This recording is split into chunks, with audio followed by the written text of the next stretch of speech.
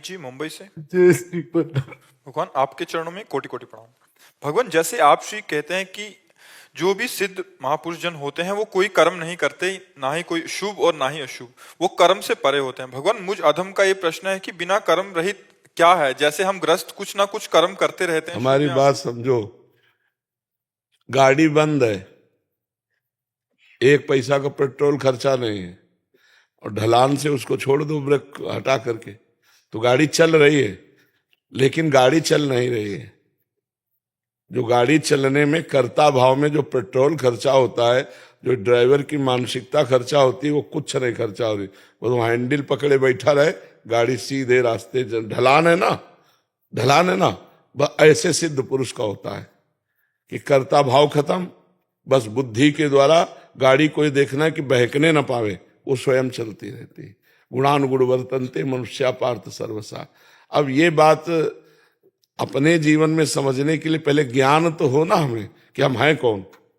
हम न स्थूल शरीर है, न सूक्ष्म शरीर है, न कारण शरीर है, हम तीनों को चलाने वाले हैं। और हमारा जो स्वरूप है वो भगवान से मिलता जुलता है। जैसे भगवान अमल हैं तो हम अमल हैं, भगवान चैतन्य हैं तो हम चैतन्य हैं, भगवान अविनाशी हैं तो हम अविनाशी हैं, भगवान सुख राशि हैं तो हम सुख राशि हैं। ईश्वर अंश जीव अविनाशी चेतन अमल सहज सुख राशि, हमारा स्वरूप भगवत स्वरूप है। जब हमें जान जाएंगे तो कर्ता भाव हट जाएगा। जैसे ये पंखा चल रहा है तो इसमें कर्तृत्वाभिमान है नहीं, क्योंकि जड़ है ये, तो किससे चल रहा है आप जान सकते हैं? बिजली से, बिजली से, पावर से। तो इसका कोई अभिमान है क्या कि मैं चल रहा हूं? इसको चलाया जा रहा है किससे? बोले बिजली से चल रहा है। नहीं, अभी बिजली कट ऑफ करो, बोला चल जाए। तो ऐसे ही आप ईश्वर से चल रहे। कठपुतली को देखा नाचते हुए, अब वो गर्व कर में बहुत बढ़िया डांस कर लेती हो, तो पीछे जो अंगुलियों का चमत्कार है, वो पीछे अपनी डोरी में अंगुलियां फंसाए, जैसी चेष्टा करता जा रहा है वैसा वो नाचती चली जा रही है, और बाहर हम लोग ताली बजाते, बहुत सुंदर डांस हुआ। तो कठपुतली अंगुलियों के इशारे से नाचती है। ऐसे ऐसे ही सतोगुण रजोगुण तमोगुण के इशारे से हर जीव से क्रिया होती है, पर वो क्रिया को स्वयं कर्तृत्व भाव में ले लेता है कि मैंने किया, इसलिए उसे भोगना पड़ता है। अवश्य में भोक्तव्यम कृतम कर्म शुभाशुभम। ये ज्ञान हो जाए, ये आध्यात्मिक रहस्य है, ये बिना भजन के थोड़ी समझ में आएगा। खूब नाम जप करो, सत्संग सुनो, शास्त्रों का स्वाध्याय करो, पवित्र आचरण रखो, पवित्र भोजन, तब बुद्धि शुद्ध होगी, तब ये जान पाओगे। तो हमें भी ऐसा ही आभास होगा कि हमें चलाया जा रहा है। बिल्कुल ऐसे ही आभास होगा। जैसे इस समय जगत दिखाई दे रहा है सत्य, ऐसे उस समय भगवान दिखाई देंगे। सब में भगवान दिखाई देंगे कि भगवान ही भगवान है, न कोई स्त्री है न कोई पुरुष है। ऐसा बाहरी रोल जैसा मिला है ऐसा है वैसे ही करेगा। बाहरी ऐसे थोड़ी कि सबके पैर छूता घूमेगा, नहीं। किसी को आशीर्वाद देगा, किसी को डांटेगा, किसी को प्यार करेगा, किसी से गले लगेगा, किसी से हाथ मिलाएगा, लेकिन वो सब में भगवान का दर्शन कर रहा है। व्यवहार अलग अलग होगा, दर्शन एक ही होगा। दर्शन सब में भगवान का होगा, और व्यवहार एक जैसा तो हो ही नहीं सकता। बोले सबके समान व्यवहार करना चाहिए, नहीं हो सकता, समान व्यवहार हो ही नहीं सकता। जैसे देखो अपने यहाँ छुआ तो हाथ तो अपवित्र नहीं हुआ, लेकिन नीचे के द्वारों को छू लें तो हमको रज लगा के हाथ धोना पड़ेगा। अपने ही शरीर में है, लेकिन वो व्यवहार एक जैसा शरीर में नहीं कर सकते तो समाज में कैसे कर सकते हो? अब जैसे सब में हम भगवान देखते हैं तो 4 स्त्री स्वरूप है, पत्नी है, बहन है, माँ है और बेटी है। चारों में भगवान समान है, लेकिन व्यवहार समान नहीं हो सकता।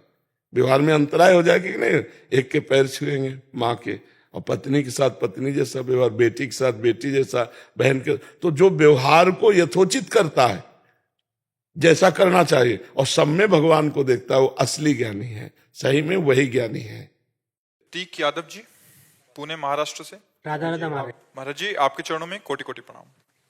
महाराज जी, एक नवीन साधक को कितना ज्ञान लेना चाहिए? क्या भगवत गीता से शुरुआत कर सकते हैं? ज्यादा ज्ञान लेने के चक्कर में कंफ्यूजन होता है, कृपया मार्गदर्शन करें। क्या कंफ्यूजन होता है ज्यादा ज्ञान? मतलब गुरुजी जैसे यूट्यूब इस पे ऐसे पढ़ते जाए तो कुछ अलग अलग ही मतलब ये भगवान दिख रही है वो। ये ज्ञान काम नहीं करता है। ज्ञान काम करता है राधा राधा, राम राम राम राम, कृष्ण कृष्ण कृष्ण कृष्ण। इससे जो आपके अंदर ज्ञान होगा वो काम में आएगा। ये सब बाहरी ज्ञान तो केवल बौद्धिक स्तर से आप सुनेंगे, दूसरों को सुना देंगे, लेकिन जो काम क्रोध आदि पर विजय प्राप्त करना है वो आप इससे नहीं कर पाएंगे। नाम जप करें, साधना करें, आराधना करें, उससे जो ज्ञान होगा वो हम विजय प्राप्त कर लेंगे माया से। तो हमको चाहिए कि ज्ञान प्राप्ति का उपाय पकड़े हम। क्या? शास्त्र स्वाध्याय करें, जैसे आपने कहा गीता जी शुरू करें, तो जो महापुरुषों द्वारा की गई टीका है, टीका माने अर्थ, उसका विस्तार, जैसे स्वामी राम सुखदास जी ने किया है गीता जी की टीका, उसका नाम साधक संजीवनी है। वो आप ले आइए, आराम आराम से पढ़िए, समझ समझ के पढ़िए और नाम जप कीजिए और माता पिता परिवार की सेवा कीजिए। इससे जो ज्ञान होगा वो माया पर विजय प्राप्त करा देगा। ऐसे बौद्धिक स्तर का ज्ञान आप प्रवीण हो सकते हैं दूसरों को समझाने में, उपदेश देने में, क्योंकि आपने बहुत शब्द चयन किए हैं, लेकिन आपका कल्याण नहीं होगा। आपका कल्याण होगा भजन करने से। बारी मथे घृत होए बरु, सिकता ते बरु तेल, बिनु हरि भजन न भवतरी, आ सिद्धांत पेल। बालू पेरने से भले तेल निकल आवे, असंभव है वैसे तो, और जल मथने से भले मक्खन निकल आवे, घी निकल आवे, असंभव है। पर ऐसा हो सकता है। पर बिना भगवान का भजन किए दुर्गुण, दुराचार, अशांति और इस संसार चक्र से हमारा उद्धार नहीं हो सकता है। सही माने में काफी ज्ञान सबको रहता है। जैसे किसी की बहन बेटी की तरफ गंदी दृष्टि से देखना पाप है, किसी पुरुष की तरफ भोग दृष्टि से देखना पाप है। क्या ये बात नहीं जानते सब लोग? क्या ये नहीं जानते किसी जीव की हिंसा करना पाप है, चाहे अपना गर्भस्थ शिशु हो या बाहर पशु पक्षी हो? ये ज्ञान है तो, पर प्रयोग कहाँ है? जितनी जानकारी आपको है उतने में आप एक महापुरुष बन सकते हैं। आपको इतनी जानकारी है, पर उसका प्रयोग हो पाता है क्या? क्यों? क्योंकि आपके पास अध्यात्म बल नहीं है। जानकारी के अनुसार ब्रेक मार देना, गलत आचरण ना होने पाना, अच्छे आचरणों में आगे बढ़ना, ये पवित्र बुद्धि निर्णय करती है। अगर ड्राइवर नशे में हो तो जानकारी किसी काम की नहीं, वो एक्सीडेंट करेगा। ऐसे बुद्धि यदि मलिन हो तो कहीं ना कहीं फंसा ही देगी हमको, हमारी जानकारी किसी काम में नहीं आएगी। हमें लगता है भजन करना चाहिए। अच्छे आचरण करने से, पवित्र आचरण करने से हमारे अंदर दिव्य शक्तियां जागृत होती हैं। मलिन आचरण करने से हमारी जीवनी शक्ति का नाश होता है। तो ज्ञान तो बहुत लोगों को है जो पर उपदेश करते हैं, लेकिन अपने जीवन को सुधार पाए ऐसे बिरले कोई मिलेंगे। तो ज्ञान तो वही है जो अपने जीवन को सुधारा जा सके, और वो ज्ञान आएगा शास्त्र स्वाध्याय भजन। मान लो यूट्यूब से सुना तो उसमें जो बात पकड़ में आई उसको चलो, तब तो ज्ञान। केवल दूसरे को सुना दिया सुन करके तो क्या ज्ञान? भजन करने से बच्चा बात बनेगी। नाम जप करो गीता जी का। और हम आपसे प्रार्थना करेंगे कि जैसे गीता प्रेस से है, भाई जी हनुमान प्रसाद पोद्दार जी की कुछ वाणियां, राधा बाबा की वाणियां, ये ले लो। छोटी छोटी पत्रिकाएं, बहुत ज्ञान मिलेगा उनमें, और सच्चा ज्ञान मिलेगा जिससे आपका उद्धार हो जाएगा, आप एक अच्छे बन जाएंगे। ठीक है? शिमुल राजपूत जी कनाडा से। राधे राधे महाराज जी। महाराज जी, क्या सांसारिक जीवन में सफलता और आध्यात्मिक उन्नति साथ साथ चल सकती है? चल सकती है, बहुत जोर की चल सकती है, अगर हम विवेक के द्वारा चले तो।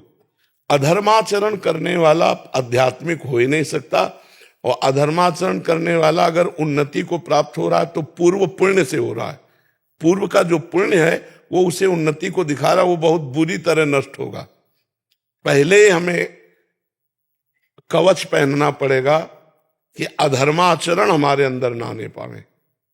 अब क्या क्या अधर्माचरण है, जब हम रोज सत्संग सुनेंगे तो हमें पता चलने लगेगा। और वैसे तो आपको बताएं, सबके हृदय में भगवान बैठे हैं और वो बता देते हैं ये गलत है। क्यों?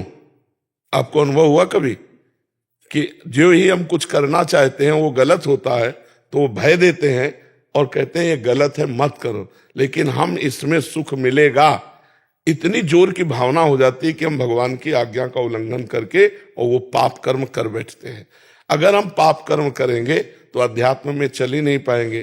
तो इसीलिए प्रायः सांसारिक आदमी अध्यात्म को स्वीकार नहीं करता, क्योंकि वो पाप कर्म करता है। पापवंत कर सहज स्वभाव, भजन मोर ते भाव न काऊ, जो पे दुष्ट हृदय सोई होई, मोरे सन्मुख आव की सोई। वो पापाचरण के कारण अध्यात्म को स्वीकार नहीं करता। यदि पापाचरण त्याग कर दे तो अध्यात्म और सांसारिक उन्नति साथ साथ चलती जाएगी। चक्रवर्ती सम्राट महाराज अम्बरीश जी थे और महान भागवत भी थे, जनक जी परम ज्ञानी हैं और राजा भी हैं, तो साथ साथ दोनों बातें चल सकती हैं यदि गंदे आचरणों का त्याग कर दिया जाए तो, पर है कठिन, क्योंकि गंदा आचरण हम छोड़ नहीं पाते। गंदा आचरण होता कब है? जब हम मन के अनुसार चलते हैं। और गंदा आचरण छूटता कब है? जब हम शास्त्र के अनुसार चलते हैं। तस्मात् शास्त्रम प्रमाणमते कार्याकार्यो व्यवस्थितो। कार्य और अकार्य की व्यवस्था शास्त्रों में की गई। तो सब शास्त्रों का ज्ञान ना हो तो संतों का संग करो, तो वो सार बातें आपको सत्संग में सुनाते रहेंगे तो आपका ज्ञान प्रकाशित होता रहेगा। अगर हम शास्त्रीय ज्ञान के अनुसार अपने कर्म का अनुष्ठान करें, अब जैसे आप कोई पदाधिकारी हैं, आपको पता है घूस लेना कानूनी अपराध है और भागवतिक भी अपराध है, लेकिन कौन मानता है? आप विचार करो। आपको पता है कि निर्दोष को बख्शना और दोषी को दंड देना यही हमारा कर्तव्य है, लेकिन कहां कर्तव्य का पालन करता है? क्या वो नहीं जानता है पाप कर्म है? अब वो कहे कि हम आध्यात्मिक भी उन्नति कर लें और लौकिक भी उन्नति कर लें, तो लौकिक आ गया, लेकिन ये जब फूटेगा इसका जहर तो पूरा वंश को बर्बाद कर देगा। तो पहले तो धर्माचरण पे चलना सीखा जाए तो हम आध्यात्मिक उन्नति को प्राप्त कर लेंगे। पहले हम अपना चरित्र पवित्र करें, हमारे आचरण पवित्र हो, हमारा जीवन पवित्र हो, हम जिस कर्तव्य में हैं उनको धर्म पूर्वक करें। सबका कोई ना कोई कार्य है, ऐसा कोई संसार में नहीं जिसका कोई कार्य ना हो। कोई किसी का बेटा है, कोई किसी का पिता है, कोई किसी का पत्नी है, कोई किसी का पति है, कोई किसी का कुछ ना कुछ कर्तव्य है। अपने कर्तव्य का पालन करते हुए धर्म पूर्वक यदि भगवान का नाम जप करते हुए चला जाए तो आध्यात्मिक और लौकिक दोनों उन्नति उसकी समान भाव से बढ़ती चली जाएंगी और बड़ा आनंदमय जीवन हो जाएगा, बड़ा आनंदमय जीवन हो जाएगा। पर ये तभी होगी जब पापाचरण का त्याग करके भगवान का भजन करते हुए अपने कर्तव्य का पालन करो। हम चाहे जितने बीमार हो, चाहे जितना कष्ट हो, पर हमारी ड्यूटी है आपसे बात करना, तो हम अपनी ड्यूटी को कोशिश करते हैं कि कभी हमारी छुट्टी ना हो। तुम्हारी तो छुट्टी भी होती होगी शनिवार इतवार, हमारी शनिवार इतवार ज्यादा ड्यूटी रहती है, क्योंकि तुम्हारी छुट्टी रहती है ना, तो हमारी ड्यूटी जोरदार हो जाती है। अपने कर्तव्य का धर्म पूर्वक पालन। तो तुम्हारा जो प्रश्न है कि लौकिक और आध्यात्मिक दोनों उन्नति अगर चाहिए तो पहला होगा चरित्र सही करो और धर्म से चलो, और दूसरों को शोषण करने की वृत्ति जो अंदर होती है उसका त्याग कर दो, अपने आप सब ठीक हो जाएगा। समझ पाए बच्चा? महाराज जी धीरे धीरे इसका बहुत ज्यादा बढ़ रहा है महाराज जी, लोलुपता। ब्रह्मा जी ने सतयुग, त्रेता, द्वापर, कलयुग, ये चारों पुत्र हैं युग ब्रह्मा जी के, चारों को बुलाया और सतयुग से कहा देखो हमारी सृष्टि में नरक भी है, तो उस पर भी ध्यान देना। तो सतयुग ने साफ मना कर दिया कि हमारे शासन काल में कोई भी नरक नहीं जाएगा। त्रेता से कहा तो त्रेता ने कहा बड़े भैया जैसे चलेंगे वैसे ही हम चलेंगे। द्वापर से कहा, द्वापर ने कहा आपकी आज्ञा का हम पालन करने की कोशिश करेंगे। कलयुग ने कहा, तो कलयुग से जब कहा कि तुम नरक की, तो उन्होंने कहा पिताजी आप निश्चिंत रहो, जैसे बड़े भैया ने कहा ना कि हमारे राज्य में कोई नरक नहीं जाएगा, तो हमारे शासन काल में चूक हो जाए तो कोई स्वर्ग या भगवान को प्राप्त करे, सीधा नरक है, सीधा नरक। अब देखो नरक वाली बातें हो रही नहीं हो रही, बेईमानी, नाना प्रकार का छल कपट, सब जितने, कोई ऐसा बिरला होगा जो शराब न पीता हो, मांस न खाता हो, पराई स्त्री से व्यभिचार न करता हो, नहीं तो बच्चापन से ही शुरू हो गया गर्लफ्रेंड बॉयफ्रेंड सब, ये नरक के सर्टिफिकेट है।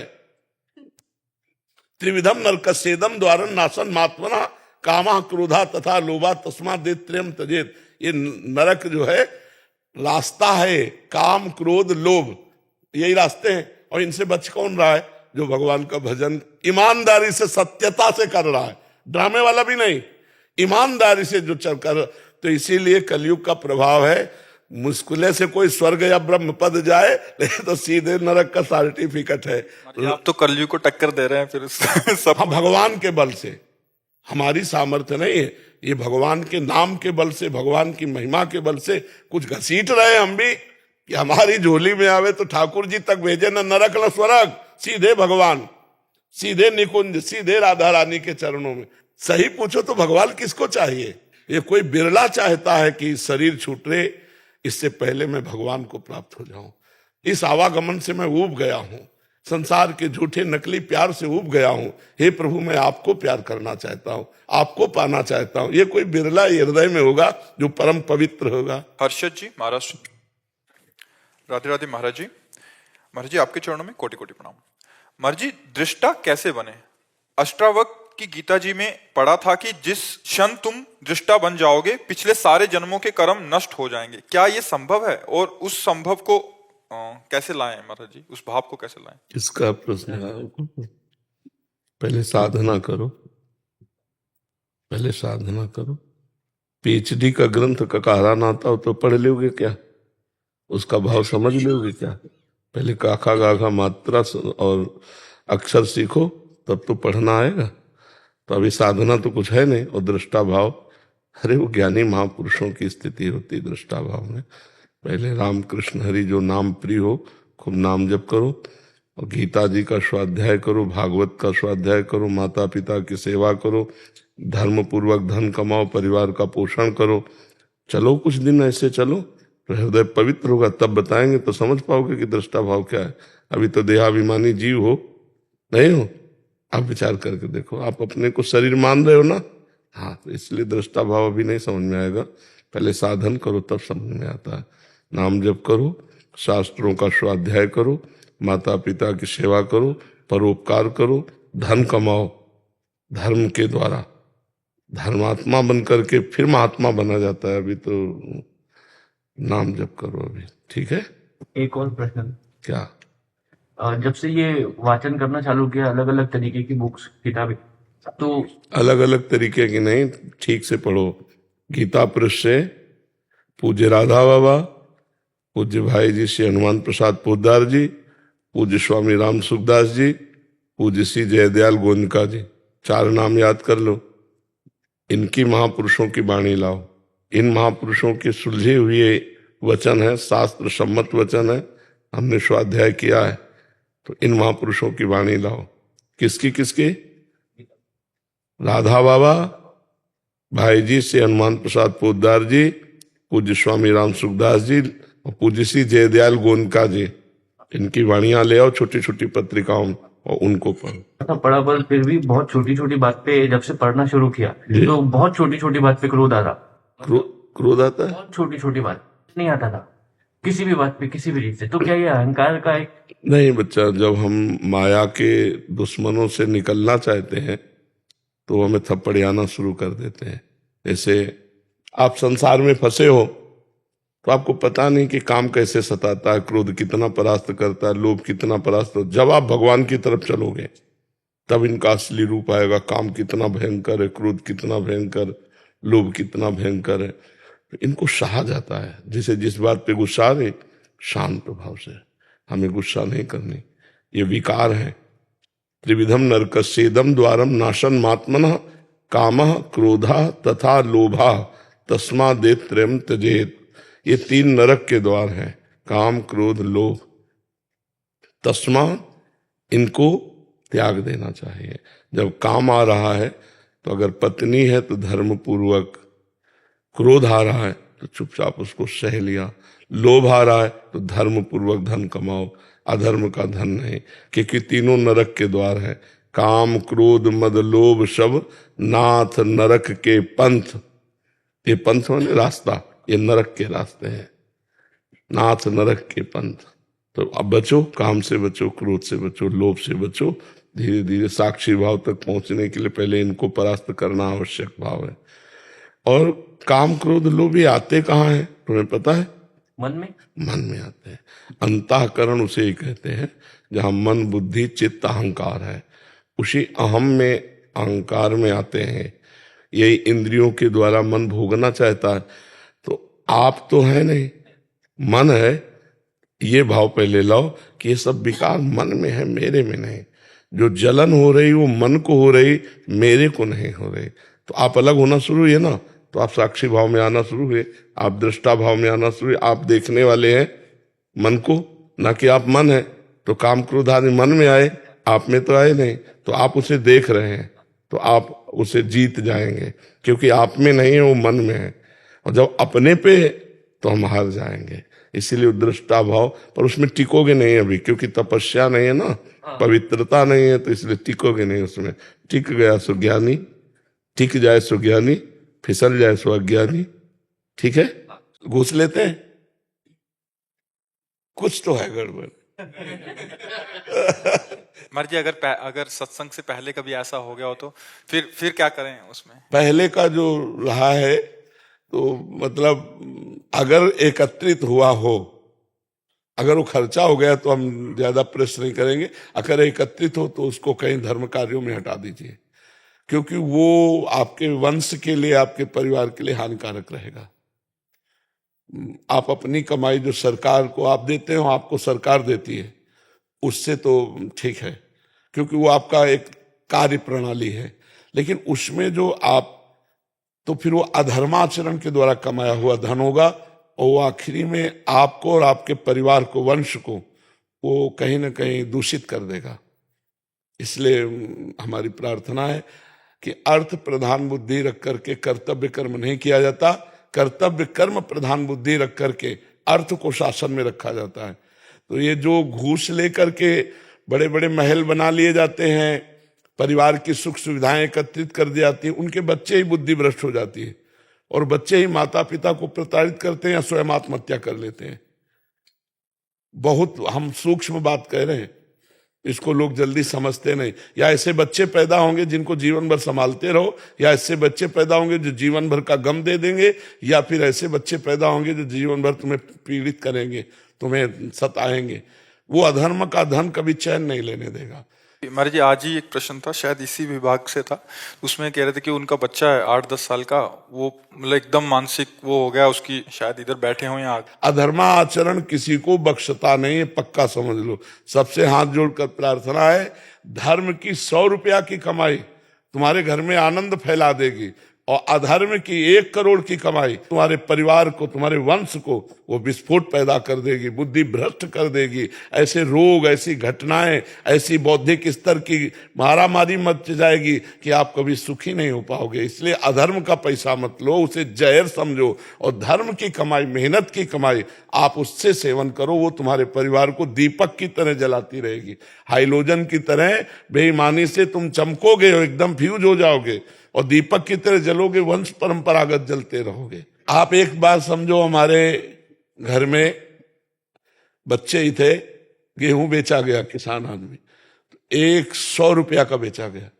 बहुत सस्ती चीजें जाती थी, तो 110 रुपया उसमें आ गए। और जब पिताश्री ने घर में गिनवाया तो 110, तो उनका गेहूं तो 100 रुपया का बेचा गया। 110 कैसे आ गए? पूरा 110 रुपया ले जाओ उसके पास और गिन के उसको दिखाओ कि 10 रुपया तुम्हारे ज्यादा थे, ये दे दो। जब दे के वापस आए, उस परिवार में पले हैं जहां 10 रुपये बेईमानी के, अब वो तो दे दिया था, अब उसको क्या पता कि 10 ज्यादा चले गए, लेकिन उनका नहीं, पूरे 110 लेके जाओ, गिन के दिखाओ कि आपके 10 रुपया ज्यादा है, दे के आ जाओ। ऐसे धर्मात्मा परिवार से, मतलब पूरा परिवार भगवत मार्ग में। क्यों? क्योंकि ऐसे संस्कार डाले गए, ऐसा धर्म की कमाई खाई गई कि सबकी बुद्धि भगवान में। तो आपका आचरण आपकी संतान पर प्रभाव डालेगा। इसलिए डरो, जैसे जहर खाने से डरते हैं, ऐसे घूस से डरो। किसी भी विभाग में कोई हो, हमारी जो बातें सुनते हैं, हम हाथ जोड़कर प्रार्थना करते हैं, ये जो अधर्माचरण के द्वारा पैसा लिया गया है, ये तुम्हारे परिवार के लिए बड़ी हानिकारक होगा।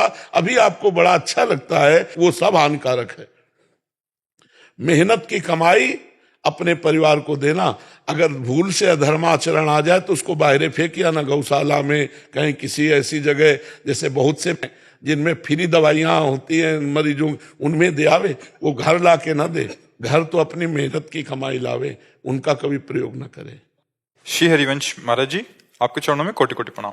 महाराज जी, एक विधवा स्त्री की क्या दिनचर्या होनी चाहिए ताकि वो श्री जी को प्राप्त कर सके? क्या एक जैसे साधु की दिनचर्या होती, विधवा होना कोई मतलब दुर्भाग्य नहीं है मेरी समझ में, क्योंकि मृत्यु लोक है।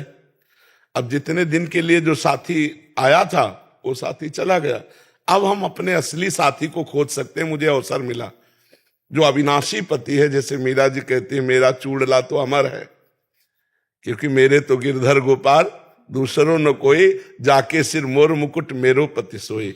तो प्रातः से लेकर शयन तक, शयन से लेकर प्रातः तक अगर ब्रह्मचर्य का पालन करे, क्योंकि भगवान ने अवसर दिया है, ब्रह्मचर्य पालन करे, शास्त्रों का स्वाध्याय करे, नाम जप करे, और समाज से हटकर एकांत में जैसे सन्यासी साधना करते, ऐसी साधना करो तो अपने कुल परिवार को भी तार देगा और स्वयं तर जाएगा।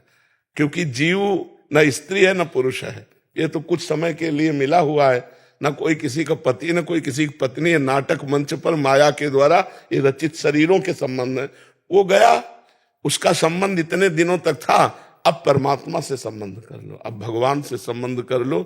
हमें लगता है हर परिस्थिति का सदुपयोग करना चाहिए, दुरुपयोग नहीं। अब ये परिस्थिति, जैसे आप बहुत गंभीर मुद्रा में इस बात को समझना चाहती है, तो ये परिस्थिति का सदुपयोग है, पर ये बहुत धैर्यशाली की बात है। नहीं तो कल परसों एक प्रश्न था महाराज, उसमें यही लिखा था कि अब ये अकेलापन सहा नहीं जा रहा, मतलब ऐसा लग रहा है कि दूसरी शादी, नया कोई जीवन साथी चयन कर लें, मतलब वैधव्य हो गया था। हाँ, अभी और बहुत फिर इसमें कोई विलय सेट हो पाता नहीं। तो पहली बात होती है कि जो स्वीकार करता है उसकी हे बुद्धि होती है सामने वाले के प्रति, और उसकी दैन्य बुद्धि होती है। वो बहुत मतलब हमें तो लगता है कि अगर सह जाए तो आजीवन ब्रह्मचर्य रहकर भजन करना चाहिए। कितने बच्चे बच्चियां भजन कर रहे हैं जिन्होंने ब्याह ही नहीं किया है, और 18, 16, 15, 25, 24 सब नौजवान हैं, और सब हाथ में माला, कंठी, तिलक, किसी को देखेंगे भी नहीं, किसी को देखेंगे भी नहीं।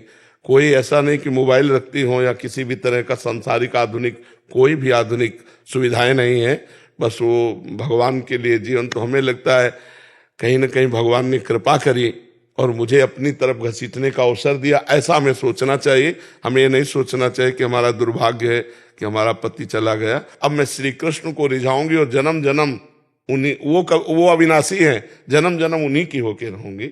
जो बड़ी बड़ी ऐसी महान भक्ता हुई हमारे देश में जिन्होंने भगवान को रिझा लिया, पर बच के रहे, क्योंकि आकर्षण बहुत बुरा होता है। समाज में रहना है, वो आकर्षण है, पर अगर भक्ति शुद्ध है तो कोई परास्त नहीं कर सकता, नहीं तो बहुत कठिन है।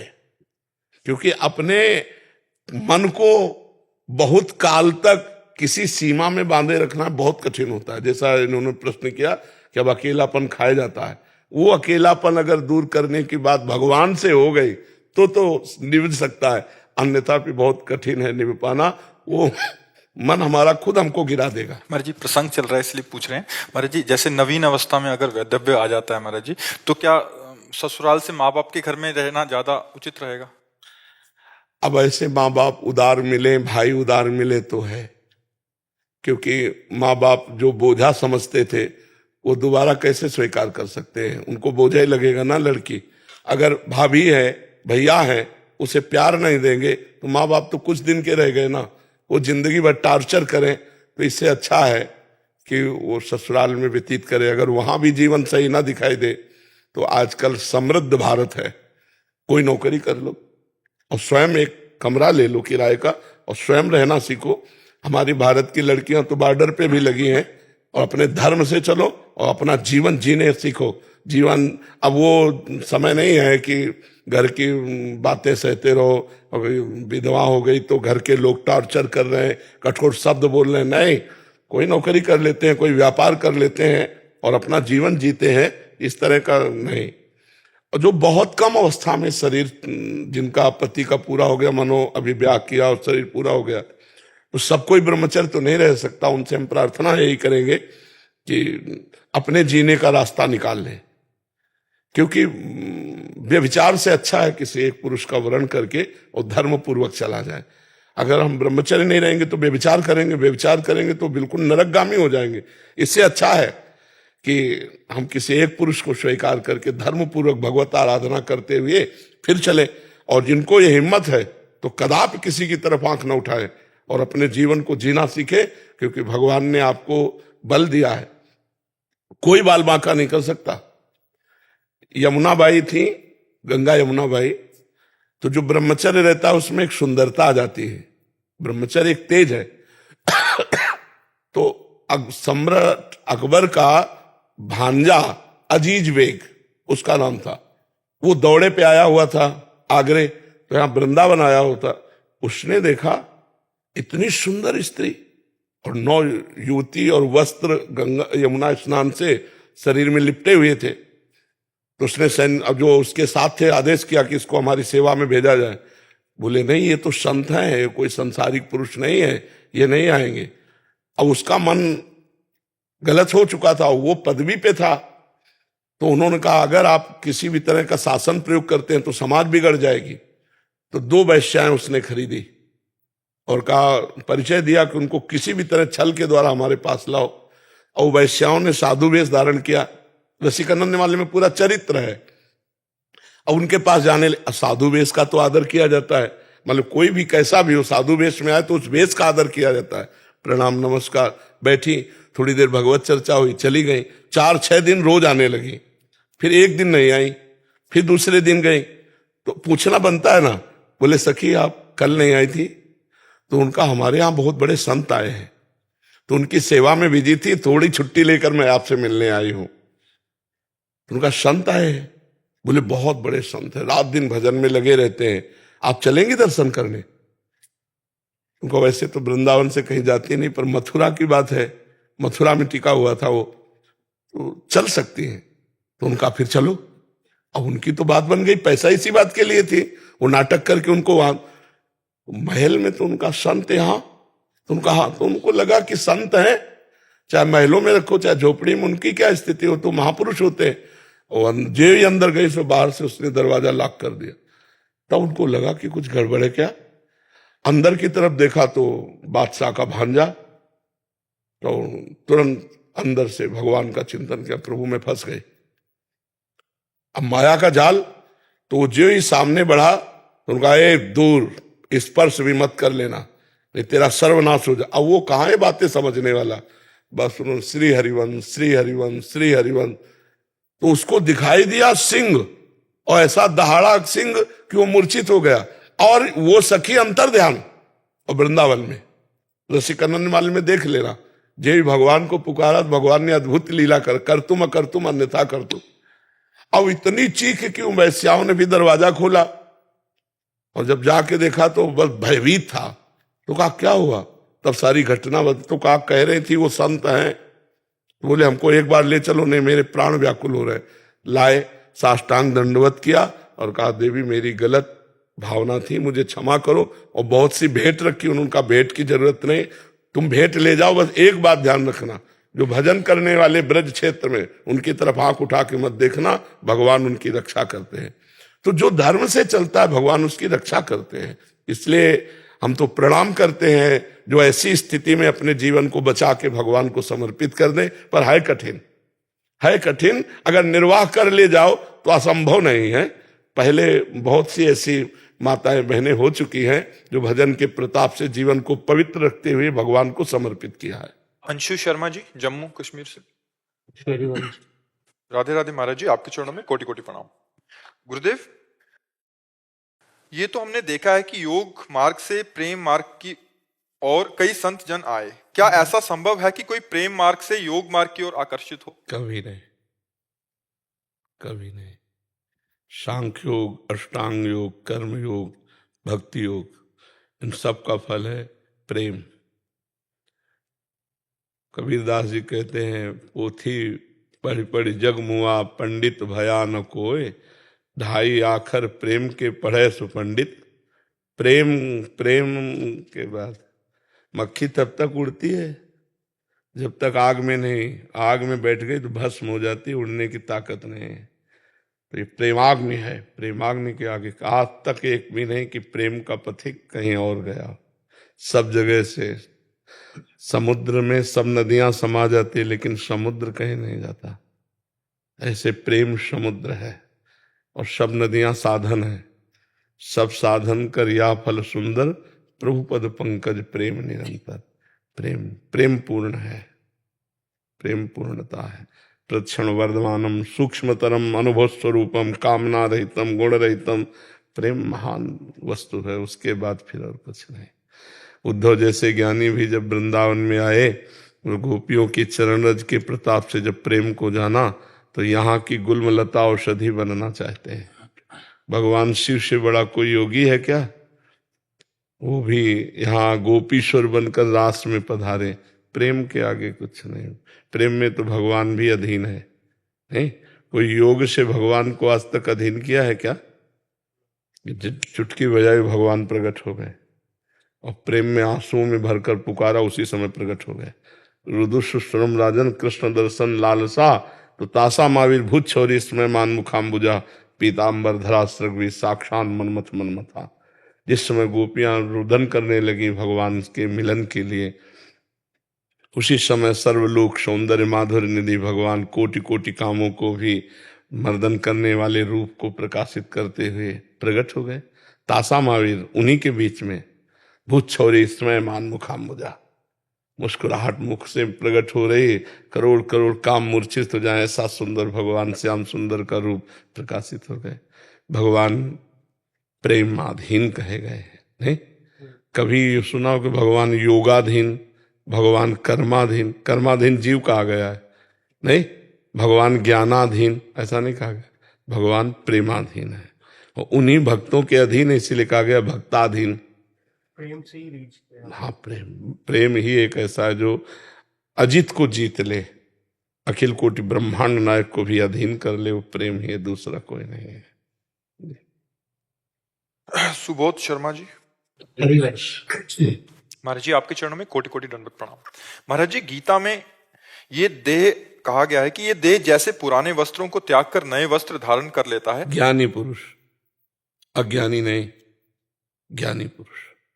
हाँ, वैसे ही ये देह ही पुराने शरीरों को त्याग कर नए शरीर धारण कर लेता है, पर पुराने वस्त्र त्याग कर नए वस्त्र धारण कर लेने पर दुख नहीं होता, अपितु खुशी होती है, जबकि पुराने शरीर को त्यागने पर दुख होता है तथा नए शरीर हम इसीलिए बीच में बोल दिए थे, ज्ञानी पुरुष के लिए बात है, अज्ञानी की नहीं। क्योंकि अज्ञानी आसक्त चित्त होता है, इसलिए उसे दुख होता है, और ज्ञानी वैरागी होता है, स्थूल शरीर से भी, सूक्ष्म शरीर से भी और कारण शरीर से भी। तभी तो ब्रह्मबोध संपन्न महापुरुष कहा जाता है। जी। पीयूष झा जी, बिहार से। महाराज जी, आपके चरणों में दंडवत प्रणाम। महाराज जी, अगर मैं एक आत्मा हूं और आत्मा का परमात्मा से संबंध, पहले अगर ही शब्द हटा दो, अगर संशयात्मक शब्द है।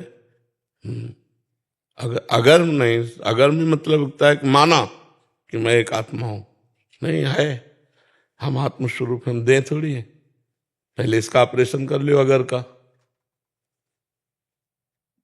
मेरा टेबल, मेरी घड़ी, इससे प्रतीत होता है मैं घड़ी नहीं हूं, मैं टेबल नहीं हूं। समझ में आ गया ना? मेरा हाथ, मेरा पांव, मेरा आंख, मेरा कान, में पूरे ढांचे को क्या कहा जाता है? मेरा शरीर नहीं कहा जाता। जो मेरा है वो मैं नहीं हो सकता, मतलब शरीर नहीं है आप, अगर शब्द हटाइए। अब अंदर घुसिए इसके, मेरा मन, मेरी बुद्धि, मेरा चित्त, मेरा अहंकार, ये अंतःकरण चतुष्टय, मन बुद्धि चित्त अहंकार, और मेरी इंद्रियां, मतलब जो मेरा है, मेरी है, वो मैं नहीं हो सकता, मतलब ये सूक्ष्म शरीर भी मैं नहीं है। मेरा स्वभाव, ये कारण शरीर है, तो स्वभाव भी आप नहीं है। अब मान गए ना? समझ में आ रहा है कि नहीं? आप कभी मैं स्वभाव हूं बोला क्या? इसका मतलब ये आपके हैं, तो आप कौन है? आप आत्मा है। समझ रहे ना? अगर मैं आत्मा हूं, इस शब्द का खंडन, आप आत्म स्वरूप हैं। इस बात को समझ रहे ना? अब आगे बोलिए। महाराज जी, मैं एक आत्मा हूं और आत्मा का परमात्मा से संबंध है। आत्मा ही परमात्मा है, संबंध नहीं है। यही तो भ्रम है, संबंध नहीं है, वो परमात्मा ही है। तुम अपने को अलग इस रूप के कारण देखकर मान रहे हो। आपने देखा है क्या उस आत्मा को? जो तुम हो तो कभी मिले हो अपने से?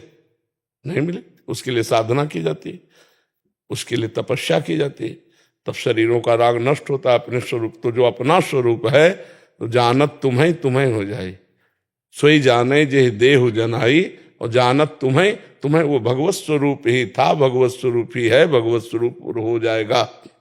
जी महाराज जी, ये आत्मा इस नाशवान शरीर को परमात्मा में लगाकर इसे जन्म मरण के चक्कर से मुक्ति क्यों नहीं करवा देती? कौन? आत्मा। क्योंकि वो आत्मा आप है। आप अपने को भूलकर शरीर मान करके भोगों में जाएंगे तो कौन मना करेगा? आप हटिए, अभी हट जाएंगे। आप ही तो हैं आत्मस्वरूप। तो आपने अपने को, आपको ये मान लिया। अब इसको जब माना कि मैं पुरुष, तो फिर स्त्री में आकर्षण, फिर भोग, नाना प्रकार की दुर्गति, वही फंस गए। हटो।